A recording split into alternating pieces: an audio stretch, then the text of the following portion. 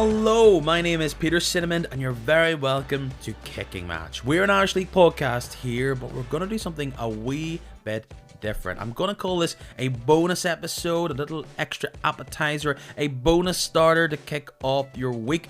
As usually, I'll be bringing you a recap of all the best action for the past 7 days of the Irish League, and I will. That's coming this week, but with the League of Ireland coming back for its 2023 season that kicked off all this weekend, I've got so many questions. So what I did was I jumped online, I sent a message to a brilliant podcaster, journalist, reporter. His name's Kieran Burke.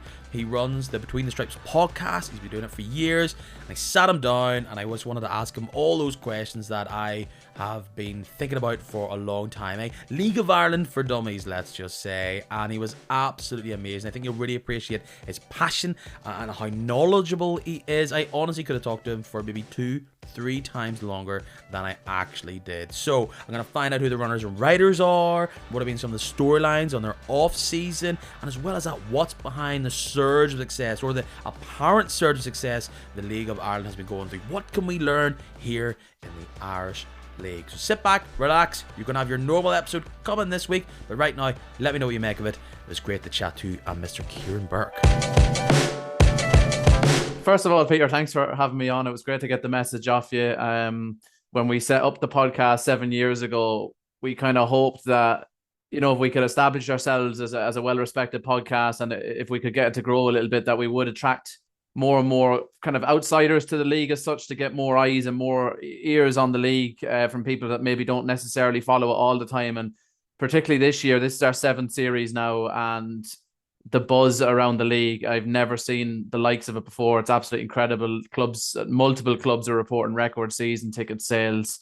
We've got Shamrock Rovers going for 4 in a row. Derry City won the cup. They're going to come strong now with a challenge. You've got Cork City coming back into the top flight. You've got massive clubs down in the first division as well. There's never been such a buzz around the League of Ireland, and we're getting a lot of messages. We released our first podcast of the season earlier on in the week, and we got a lot of messages from people saying it was the first time they listened, that they necessarily weren't always big League of Ireland fans. People last season started listening towards the end of the season and really got involved with it. So, you know, that's what we set out to do 7 years ago, and to get messages off people from all over the place, all over the world, saying that they're now taking more of an interest in the League of Ireland because they started listening to the show is, you know, it's a dream. That's what we set out to do. So I'm very, very proud of what we've achieved so far. So you hit on it there, you see it in the numbers. Clubs are reporting record ticket sales, increase in revenue. In the year 2023, what do you think's behind this right now? Is it momentum? Is it a jumping forward since we all came out of the pandemic? What is it about this year that it seems like the league is going from strength to strength right now? I think there's a few different things. I was concerned initially after lockdown that this was just kind of a hunger for people to get out, go back to sporting events, and that it would fizzle away. But the attendance is held very, very steady throughout last year. And as I said, now going into this new season, Derry City, record season ticket sales. Shamrock Rovers have sold 4,000 season tickets. Cork City have a sellout this weekend. Pats have a sellout. The new club in the league, Kerry, have a sellout. So the numbers are absolutely incredible. So I don't think it is... I think the whole concern that it would dwindle away after COVID has that's put to the side for now, I think. I think there's a few different factors. I think... So I am a huge football fan. I'll watch any football. I used to be very, very invested in the English Premier League. I'd watch every single game. And over the last number of years, probably over the last 5-6 years, slowly my interest has dwindled away. I'll still watch the games, still enjoy watching them, but I don't really feel like I have a connection with it anymore for a number of reasons. Obviously, we had the whole European Super League thing. I think that was a big thing. People are kind of thinking, you know, the game is getting further and further away from its roots, from where it started out. Working man's game, working class game for the people. I think it's getting further and further away. You see the sums of money now in the Premier League and in other leagues, players getting hundreds of thousands a week when we're going through such a cost of living crisis and everything. I think the League of Ireland is more identifiable. And I think the clubs as well have woken up over the last 5 or 6 years.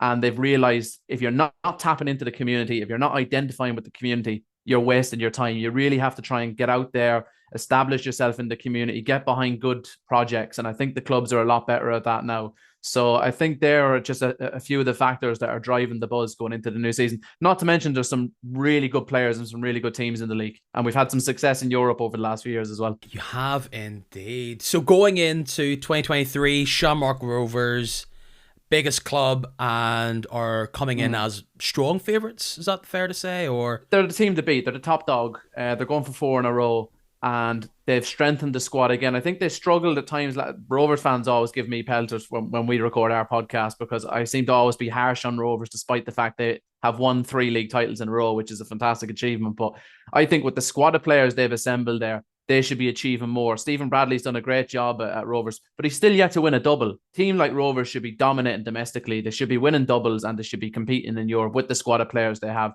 I think they actually struggled a little bit last year. They had so many games. They were fighting for the league. They got to the semi-finals of the cup and they qualified for the group stages of the Conference League. So they had an awful lot of games. And I think despite the fact they had a very strong squad, I think all those games caught up with them. So I think Stephen Bradley's probably identified a little bit. He had to bolster his squad a little bit during the off-season. He could have gone out and just, quantity over quality, but he certainly hasn't. He's brought in 4 or 5 absolutely brilliant signings. Trevor Clark's back from Bristol City. He was with Rovers before. He's a great fullback. They've brought in Marcus Poom, an Estonian midfielder who looks really, really good. They've brought in Liam Burke from their rivals, Bohemians. And they've brought in Johnny Kenny, who was with Sligo Rovers before, moved over to Celtic. Hasn't really happened for him, so he's back now. But that's 4 players that could easily go into their starting 11. So that's maybe 4 players from last year that'll have to come out at the starting 11. That gives Stephen Bradley real options now when it comes to the thick of the season, when they're in Europe, when they're competing for the league. So I think Rovers are still the one to beat. And who's going to be nipping at their heels? There's a strong push that this is the strongest Derry City side in years. Definitely. Look, they were 11 points, 13 points behind last season, but they were 24 behind the season before. So they cut that deficit in half. And I think they'll have learned a lot from last season. We always talk about the month of May at Derry was an absolute disaster. They didn't win a game throughout the entire month of May, and I think into early part of June, and they lost huge ground, and you just can't do that against Shamrock Rovers. So I think they'll have identified things that went wrong during that period. They'll have gained little bits of knowledge of how to overcome little slumps they might fall into this season. And again, they've brought in some really good players as well, Derry. So they beat Shamrock Rovers last Friday in the curtain raisers to the new season, the President's Cup. Obviously, you don't read too much into it, but they won the FAI Cup in emphatic fashion last season. I think that could be a springboard to greater things. So for me, look, it's a 2-horse race, and I think it'll be very tight between the two, but I would just fancy Shamrock Rovers with the experience of winning 3 in a row behind them. This season sees the return of Cork back into the top flight. How will they fare? Obviously, incredible history, even success recently has been there. Obviously, a different club having to go down and now trying to go back up. Will they be fairly safe, or will this year be a case of trying just to solidify themselves as a top flight team again? A general theme across particularly the Premier Division is the amount of overseas players that's come into the league this season. With Shamrock Rovers and Derry having the resources they do and been able to give the very best players in the country long-term contracts, we're seeing a lot less moving of players between the top clubs, whereas before it was 1-year contracts and every December will come and there'll just be a free-for-all. But now the best players are tied down to the best clubs. So other clubs below the top 2 or 3, they're having a look outside of Ireland a lot more. Cork City have brought in 3 players from Sweden. They've brought in a couple of loanees from the UK as well. So it's very, very difficult to know what type of player they're getting. I think they'll be okay. I think they'll stay up, but they've been subject to a takeover as well, I should mention. They've got a new owner in, and he's got a lot of really good ideas and plans for the clubs. For the club, we had him on our show during the week. He mentioned, if they could finish in the top 4 or 5, that would be a brilliant season. I hope he hasn't got his ambition set too high, because I think if Cork can maybe look to what Shells did last season, they got back up, established themselves with a kind of steady mid-table 7th place finish and a good cup run. If Cork can do something similar, I think they should be happy with that, because I'm just not sure the squad is that strong. With Cork coming up, you also then have to look at UCD. They scrape by keeping their top flight status. Will they be one of the favourites when it comes to potential relegation teams? They're the favourite every season. They're row off every single season before a ball is kicked. It was no different last year. Andy Myler has done a remarkable job there, not only keeping them up last season, but getting them up in the first place. But there's been a cost to that. They have been raided. They've lost all their best players. Liam Kerrigan went midway through last season. He moved over to Como in Serie B in Italy. Collie Whelan has gone to Derry.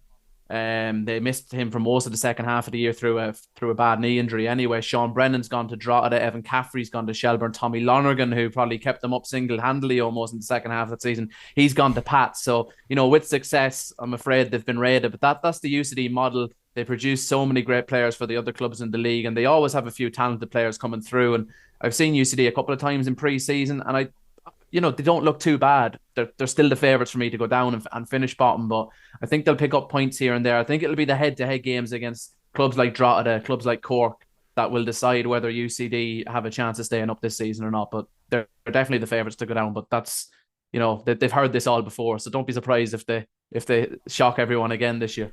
And of course, below the top 10, you have the first division, your team sitting there. I think from an outsider's point of view, you're looking at it and you're seeing a few familiar names over the past 10, 15 years who've had success up in the top flight. Is it going to be a real scrap to try and get back up to that top division with some of those teams you missed out last year? It certainly is. So for any of your listeners that don't know how the structure of the first division works, you've got 10 clubs. Kerry FC are coming in for the first time this year to make up the 10. It was only 9 last year. So that's a great addition to the league. We can touch on them later if you like. But the top team goes up automatically, promoted as champions. And then from second down to fifth, you have a playoff series. And it takes a bit of getting through these playoffs as well. So you'll have the second team will play the fifth team over 2 legs. And the third will play the fourth over 2 legs. And then the winner of those games face each other over 1 leg. And then the winner of that game faces the second bottom team in the Premier Division over 1 leg. So it takes a bit of getting out of the first division, it's fair to say. Absolutely. And some of the teams, Kerry's the brand new one in. Waterford's in there. They got a takeover last summer. Finn Harp's come down. Are you able to call who's likely to be up near the top come the end of this year? Yeah, well, look, Waterford are the strong enough favourites. As you mentioned, they were subject to a takeover last year. Now, we've had several false dawns at Waterford. Different owners have come in. They've had a little bit of success early on, and then the wheels have come off very quickly. But I don't fear that with their new owner, Andy Piley. He is the owner of Fleetwood Town as well. Look, I don't follow Fleetwood that closely, but when Waterford were taken over by this gentleman, a lot of Fleetwood fans came onto League of Ireland forums and onto Twitter, and they were saying what a transformation he did at their club in terms of training facilities and the fan experience. And that's one thing I've really noticed, having been down in the RSC a couple of times since he's taken over. He's really put a lot of emphasis in making it, an event not to miss. Different food facilities, kind of beverages, music, DJs. He's really built up a kind of a really good atmosphere down there, and they were getting massive crowds towards the end of last year. And obviously with him being the owner of Fleetwood, they are now a sister club of them. So they're able to bring the very best young talents across to Waterford on loan, give them some game time here, and then they can send them back to Fleetwood. And obviously Fleetwood pick off the best players from Waterford as well. So they've got no excuse not to get promoted. They've got all the resources. They had a pre-season training camp in Dubai just a few weeks ago. That's unheard of for a first division club. So there's no excuse for Waterford not to get promoted. They have every single resource at hand to do so. In the Irish League, we have only recently over the past couple of years seen multiple full-time teams come in. We are seeing with Lauren being bought out by Kenny Bruce, Ali Poor taking over Glentoran. There was talk of Crusaders potentially being bought over last summer. In the League of Ireland, as we were talking about there, Waterford being bought over by the owner of Fleetwood Town. Cork have a brand new man in charge. What is the draw for men like this to come in and own a team? Is there a long-term goal where they see getting in now at the ground level, the future of the league could be something? What is it? Because in the Irish League, we're looking at it going, well, if you're a top team here, there's a lot of money to potentially be made from Europe, like significant amounts of cash, as you well know. Your team's going through it as well, but is that what they're after? What's behind these money men coming in? Europe is a huge draw, obviously, because you look at the top division, there's 10 teams in it, 4 of them qualify for Europe, so almost half of the league goes into Europe. That's a huge draw for potential owners when they look at that pot of big European money. The other thing as well, we look at a good example like Waterford with the Fleetwood Town owner taking them over. I think especially with Brexit now as well, it's harder for clubs in England to get players in from outside of the EU. So they're looking to Ireland, and there's some really, really good young players here. Players that by the time they've turned 22, 23, they might have played 100, 150 senior matches. They've played in Europe, played in big games, cup finals and the like. Whereas if you're looking towards academy players, you always hear about these highly promising young players, but they're sent over then to play here in a men's league, and sometimes they struggle. So to go out and get competitive game time in a game like this or in a league like this is absolutely crucial. And I think clubs in England are looking at that now, and they're saying, well, if we have a partnership with some of these clubs, like Waterford, they can just transfer players between the two clubs whenever it suits. And they could get a player from Waterford. We've just seen Phoenix Patterson go over. He was the best player in the first division by a country mile last season. He's gone over to Fleetwood now. He's still young. He's been at Spurs and he's been at Watford in the past. Who's not to say Fleetwood don't sell him on for a huge transfer fee. So, I think that's another thing that a lot of clubs are looking at. We're hearing a lot more about these multi-club ownership models now, and I think that's something that we're going to see in the League of Ireland going forward. Fascinating. You're right. Brexit does play some role within this, circumventing some things, or even just having an ability to have a link to Europe through a team in the Republic of Ireland. Let's talk about Kerry. Fascinating story. Brand new club coming into the first division. What is the story there? Has this been a team that's been bubbling underneath, or a concept been bubbling underneath in that area, and finally they have a team entering the League of Ireland this year? Yeah, it certainly has. So there's been talk for a long, long time about the potential for some sort of Kerry team to enter the League of Ireland. It's probably been going on nearly 20 years, this discussion. Tralee Dynamos would have played in the old A Championship. So that was a level below League of Ireland where it was a mix of reserve teams, kind of regional teams. There was a couple of college teams in there. I think it was actually a disaster that they got rid of that. I thought that was a great pathway to try and develop clubs. But anyway, Tralee were maybe suggested as a team that might come through. That never really happened. And then over the last number of years, there's been a huge shift in Irish football. So for the last 2 or 3 decades, really, it was always the schoolboy clubs that kind of had ownership of developing the young players in this country. So you obviously have the Dublin District Schoolboy League, which is the big powerhouse when it comes to developmental football, and players would have played for their teams in the DDSL and then would have been scouted by clubs in England, would have gone across and generated money for them clubs. But now the ownership on producing young players has been put into the League of Ireland academies. So we've got the under 13s league, 15s league, 17s league and 19s league. And those leagues are really been looked at now by clubs, not only in the UK, but we've seen a lot of Italian clubs come in. There's other European teams that are looking at young players in these leagues. So Kerry kind of identified that, and they had a Kerry District Schoolboy League team entered in the underage ranks for the last number of years, and then they have slowly built their way up through the underage to get to a stage now where they feel they can go and enter the senior ranks. So look, it's absolutely brilliant. I think there's huge potential for Kerry in the league. We've seen so many great players come from Kerry and play in the league, but now young players growing up down there have a chance to represent their own home county club, and I think it's absolutely brilliant. So I wish them all the best for this season. You're totally right. Huge amount of potential, a massive sporting hub in the country, and now it has a soccer team to call its own. And what a way to kick things off with a sellout game as your first fixture. Yeah, they've done a lot of work to it. The name of their ground is Mount Hall Park. It's just located outside of Tralee. It looks a really picturesque part of the world. We're playing there in May, I think. So I think that'll be a flight. I didn't think I'd ever be flying to a League of Ireland game, but I think that's what we're going to do by the looks of it. But it looks a lovely ground. They've done great work with it. They've got the capacity up to about it's I think about 1,400 or so. So that's sold out for tonight, and should be a great occasion. Looking at the map, seeing a team like this come through feels a bit like I'm sort of a big American sports fan. It's almost like creating a franchise.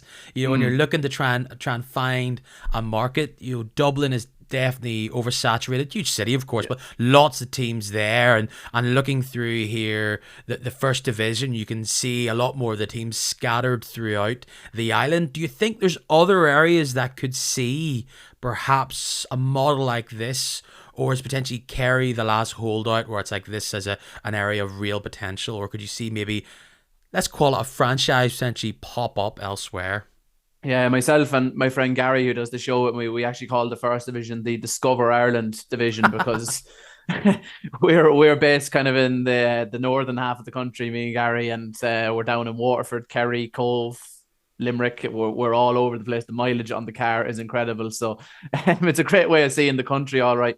There's talk at the moment about Kildare did have a team up until about maybe just under 20 years ago now. They pulled out of the league, sadly, but there's talk of maybe trying to re-establish a club there. There's been rumours about a Meath team, but obviously Drogheda is quite close, so Yeah. I'm not sure how that would work. Again, there's been talk about maybe another team in the Midlands, Mullingar, someone like that, but I think, again, you got Longford and that Athlone quite nearby, so it's hard to know.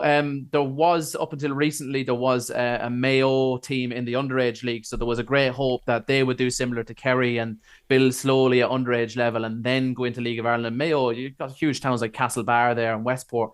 They would be a hub, certainly, but they've run into a few issues now, so they're actually just pulling out of the underage for the next while. Hopefully they'll come back in soon and maybe start building towards senior football again. But I think somewhere like Mayo would definitely be an area that it'd be great if we could get a team in there. And Monaghan United obviously pulled out of the league in 2012. Yes. They have a partnership with Cavan at the moment. Again, I think they've been in the underage leagues. I'm not sure what their story is for next season, whether they're still going forward with it or not. But again, if they could re-establish a team, it'd be great to see. But I think Mayo definitely an area that maybe has huge untapped potential. Here comes the section that we'll probably call slightly ignorant questions from the Irish League. It's probably all the questions that people are listening to this and thinking, what is the story with that, or how does this work, or what's the view from the League of Ireland? Because the big debates in our circles is, one, summer football. That's obviously something you guys have had for 20 years now and don't look like you're ever thinking about changing.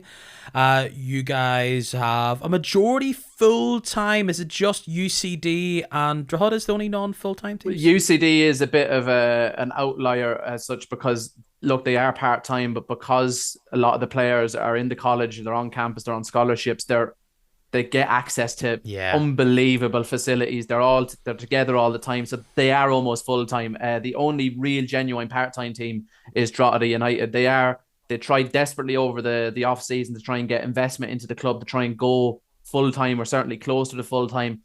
That still hasn't come through. They're having different discussions with different parties at the moment. But as of now, they're going into this season not only part-time, but actually with a reduced budget from last season. So I think Drogheda could be in big trouble this season. But yeah, they're the only part-time team, really. Does that not give them any benefits at all, in the sense that there could be some, because, where they're sitting, they're not too far down south, not too far to Dublin, so you kind of have that thing where, is there players that are in between? Because if you go to the first division, what kind of percentage of full-time teams are there in there? So this season going into it, we have what we're calling the big two, Waterford and Galway, both full-time, investing huge resources to try and get promoted.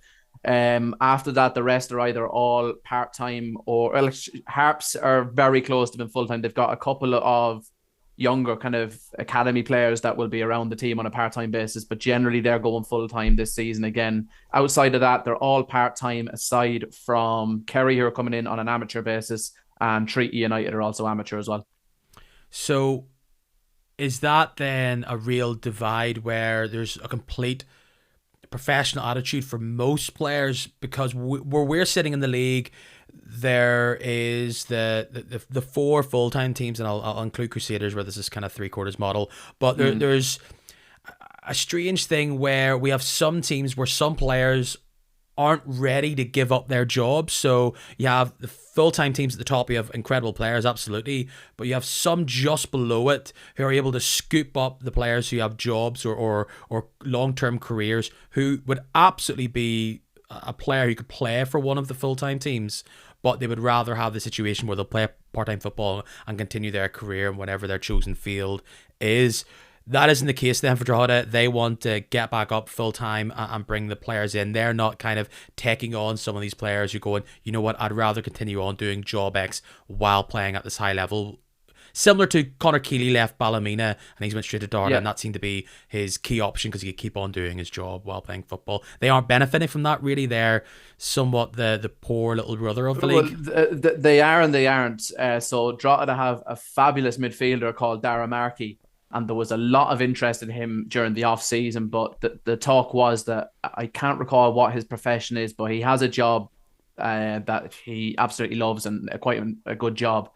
And he decided to stay with Drogheda apparently because he didn't want to give up that to go full time, and that's fair enough. So, I'm sure there are examples like that, but the problem is now with the rest of the Premier Division all been full time, there isn't really that market. The part time players are almost been squeezed out of the Premier Division. Really, you either have to fully commit to it or go and play in the First Division. So, Drogheda need to go full time if they're going to compete. It's as simple as that. And I know you're not speaking on behalf of all clubs or the entirety of the league, but the other big question is a push from the top teams or some fans of the top teams for the fabled All Ireland, All Island League. Is this a case where teams, fans in the League of Ireland aren't really even thinking about this, and some of the teams of fans here are obsessed with this big Super League? Where does it rank in the issues of the day in the League of Ireland? Yeah, a couple of seasons ago it was a huge burning topic, and I think the vast majority of League of Ireland fans would fully support it. I actually attended a press conference a couple of years ago when there was talk of this All Ireland League being set up. I can't recall the gentleman's name now at this moment in time, but he was a Kerry man, actually. I remember this. He was the businessman that was leading up. He brought an expert across from Holland to, host this press conference, and they showed all the research they had done. There was parts of it I agreed with, parts of it I didn't agree with, but overall, I do think an All-Ireland League would kick on football in this country tremendously. I think you can correct me on this, but I think maybe in the Irish League, there's not the same hunger from some clubs, and I think it would take a change in attitudes as well, in terms of, obviously the Irish League is very Belfast based. Your longest trip is probably an hour and a half. Whereas you have somebody like me that's going from the top of the country to the bottom every week. So stuff like that wouldn't appeal to clubs in terms of, it's very travel costs have shot up, but even for supporters, would they want to make a trip down to Kerry of a Friday night? Would the novelty wear off after a season or two? I don't know, but I think certainly an All-Ireland League, marketed properly, get a proper television deal, because that is something the League of Ireland still doesn't have. Get good sponsorship in.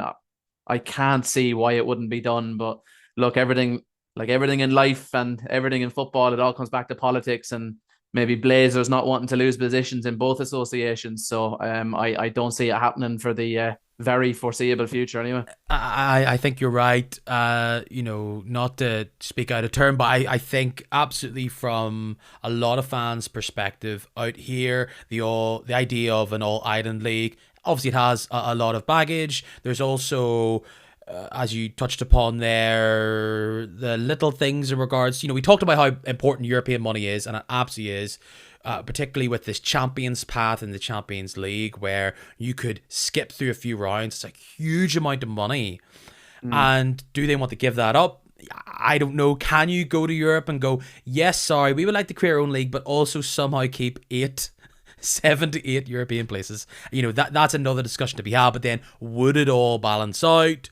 And we look at some of the teams in the Irish League, and I think you would see Glentoran, Linfield, Coleraine, Larne, Cliftonville, and probably Crusaders would be competitive. And I saw a document that detailed attendances, and the attendances in the Irish League have went up massively. We've doubled since 2014 for a number of reasons, but there is a hunger in the Irish League as well. And we see Shamrock Rovers up there with an average of 5,000.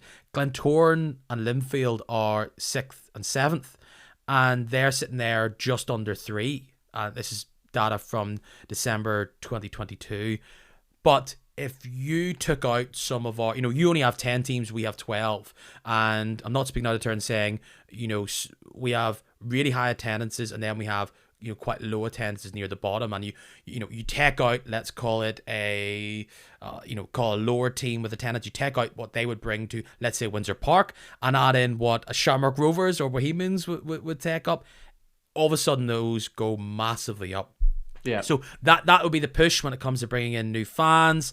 But it's interesting because as much as there seems to be a pull from some of the higher ups in the top teams in our league, is it the same in the Republic of Ireland? It just seems to, I guess it's mixed at the minute. Obviously, when you talk about this, you're looking at the old days of the Tanta Cup and the success and failure of that. It definitely had its moments. Perhaps something like an All Ireland Cup is the way to broach that subject, move towards it potentially, if that is ultimately the right decision or the right goal. Well, as you said, we've been down that road with the Satanta Cup. It's been tried on a couple of occasions. I think probably the dominance of the League of Ireland clubs probably didn't help it either. I think the Irish League clubs got fed up quite quickly with it. Particularly in the early days, the money was great, so you could probably overlook the fact the League of Ireland clubs were dominating for the money. But when the money then started to dwindle away, I think there wasn't the hunger there for it. And then we've had the Unite Cup. We had one version of that, which was won very, very easily by Dundalk against Linfield, and it hasn't been run for various reasons, COVID and schedule issues since then. So I don't know if another All Ireland Cup is the answer. I think we either have to jump in both feet or not at all. Talking about cash, I know you're not in the books of all these teams, but we here in the Irish League are feel like we're going through a feeling out process where we have some of the big teams, potentially putting out big wages, and we're not quite sure how stable these full-time teams are going to be long term. We've had one team here talking about, it's a part-time team talking about looking to cut their cloth, potentially overexerting themselves. Right now, we all know the history of the past 20 years. Some of the biggest teams in the League of Ireland hasn't always been a league you would describe as stable or have a lot of stability financially. No, definitely not. Where are we right now? Because there was talk of there potentially being a minimum, or it was proposed by somebody, the idea of a minimum wage.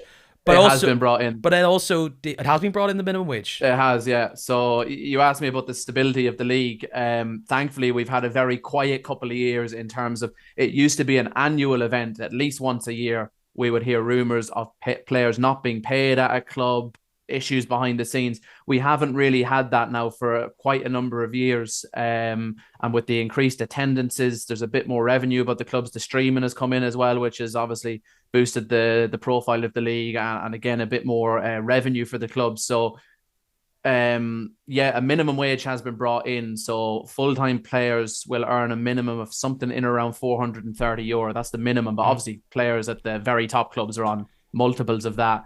Part-time players have to earn roughly half that, 200 and something. I don't have the figures in front of me, but that's been brought in. Players now have to be paid during pre-season. They get, holiday pay, all that type of stuff. So the conditions for the players has greatly improved. So I think that's a sign that the league is on a much more steady footing. And then Damien Duff, who is manager of Shelburne, one of the most historic clubs, obviously haven't really recovered from their own financial issues back up to where they were 15 years ago. He's talking about, all managers are going to talk about wages and being able to afford them, but then he's saying, he's looking out there and he potentially isn't able to afford, he quoted €1,200 as the chance. He can't afford that as a weekly wage to bring in experienced players. You talked about, and I wanted to touch on this, the amount of influx of players from outside of the league. Is this a very new phenomenon? And can you talk to me slightly about the news story, what some people online were talking about, the Tinder for football players? Yeah. I haven't read that piece yet. I know it was by Dan McDonnell, brilliant League of Ireland journalist, Irish football journalist. I will get a look at that, but he was talking about, I think it's called Transfer Room is the name of this site, where there's something like 650 clubs signed up to it, and you can request information on players. And as you said, it's almost a bit like a dating app for signing players. So I think that has played a role in the large influx of overseas signings we've seen during the winter, as well as, like I said earlier, the top clubs have the best players signed to long-term deals. So if you're going to freshen up your squad, you have to shop somewhere. And a lot of clubs have gone to, I suppose, Scandinavia and countries like Estonia, where maybe the wages aren't that high, and you can bring players in and say, look, you're going to get a chance to showcase yourself in Europe. If you do well here, you can earn a move to the UK or somewhere else. So I think that's a reason we've seen so many overseas players. It's not a new phenomenon. I think we've seen more than ever this season, but we've seen a lot of overseas players come in, particularly from the UK, but from beyond as well, from Europe and further afield.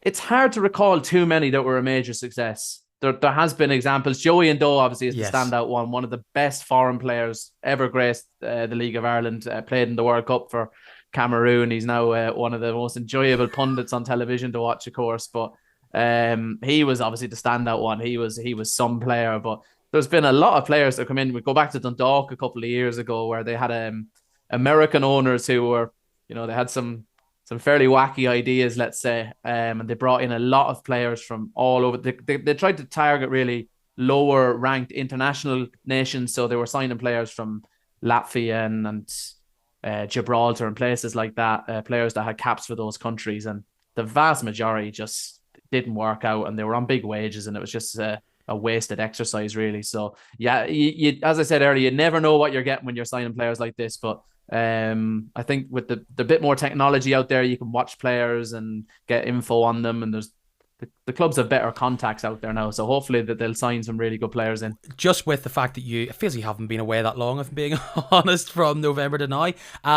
Does the league change quite a lot in the summer when some of the other big leagues, their players are coming out of contract? Does it change a lot? Is it kind of weird, teams resetting themselves over this winter period, or do you almost fall into sync with other leagues that are playing at that time period? Yeah, it's interesting. The summer is generally a time when you might see maybe some Irish players that are in the UK that they're either coming towards maybe the end of their career, or they've gone over as a young player and it hasn't worked out for them. A lot of the time you'll see them come home in the summer. So yeah, the summer can be quite active, definitely. Kieran, thank you so much for jumping on with me. If people are keen to have an ear, pick a team, have a bit of an interest in the league as it kicks off and moves forward, by the time people are listening to this, it will have already kicked off.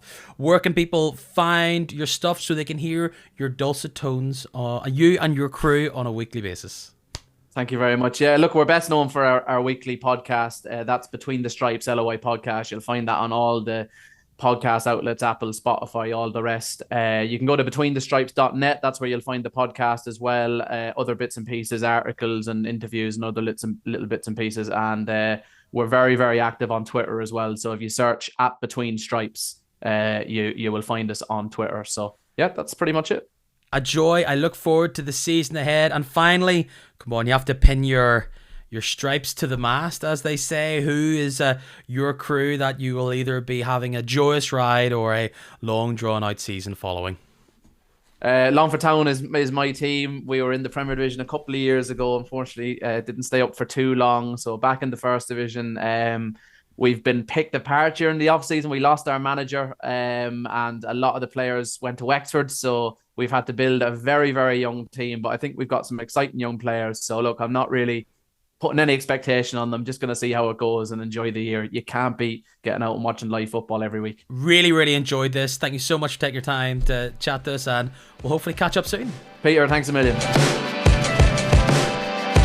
That's it. Something a wee bit different. Thank you very much for that. I would love to hear all your feedback or questions. You can hit me up online at KickingMatch on Twitter, Instagram, and Facebook. Send me an email via kickingmatch@gmail.com, and as well as that, there should be a thing if you're on Spotify. You can send me a wee question or remark. Let me know what you made of it. I really do think I'll be knocking on Kieran's digital door sometime in the future, because I have had so many questions enter my head ever since I hung up on the call. What a guy. Go check out the Between the Stripes podcast to get a bit of fix of what's going down in the League of Ireland. As you can tell, that boy knows his stuff, and he's got a great cast and crew with him. And go check out his episode with the new owner of Cork City. Always good to try and hear and learn what other leagues are doing. Until then, I'll see you again. I'll see you later on this week. Cheers.